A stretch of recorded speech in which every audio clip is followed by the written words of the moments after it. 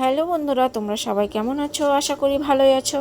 তো এই যে দেখো, ইলিশ মাছ এনেছিল। ইলিশ মাছগুলোকে আমি কোয়াশ আলু আর বেগুন দিয়ে রান্না করব। তো মাছগুলোকে আমি সুন্দর করে ভেজে নিলাম। ভেজে নেওয়ার পরে ওই তেলেই আমি জিরা তেজপাতা দিয়ে সবজিগুলো দিয়ে ভালো করে কষিয়ে এবার মশলা দিয়ে দিলাম। মশলার মধ্যে রয়েছে জিরা আর লঙ্কা বাটা। তো এটাকে ভালো করে কষিয়ে নেব। তো দেখো, কষানো আমার হয়ে গেছে। এবার সামান্য একটু জল দিয়ে দিব, যেহেতু ইলিশ মাছ একদম অল্প। তো এই যে জল দিয়ে দিলাম। তো ছোট উনান বাদ দিয়ে বড় উনানে রান্না করছি। তো চট করেই হয়ে গেল আমার রান্নাটা। তো দেখো, এবার মাছগুলোকেও দিয়ে দিব এক এক করে। তো মাছগুলো শক্তই ছিল, নরম ছিল না। তো ঝোলটা ফুটলেই আমি ঝোলটা একটু নামিয়ে নেব। তো ঝোলটা সত্যি ভালো হয়েছিল। বলে না, মাছ ভালো থাকলে ঝোল যেমনই রান্না করো তেমনই স্বাদ হয়।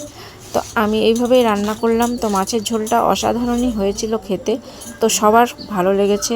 তোমাদের কেমন লেগেছে অবশ্যই জানাবে। ভালো থেকো, টাটা।